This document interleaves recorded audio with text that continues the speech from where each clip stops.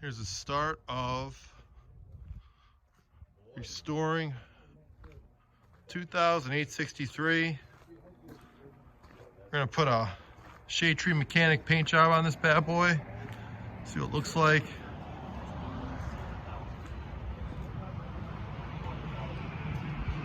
And part of the crime scene's right up here, the roof. I'm gonna just take this tiger disc and scuff it up.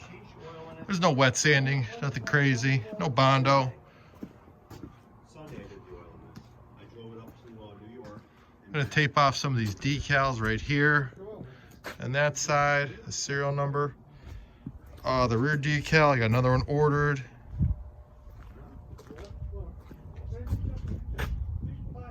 The side ones, that's getting redone.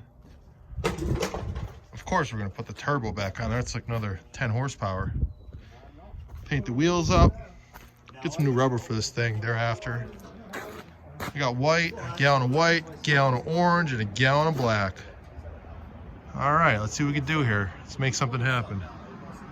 These boys are having a little pickup truck problems.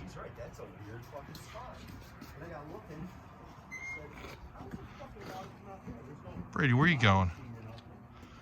All right.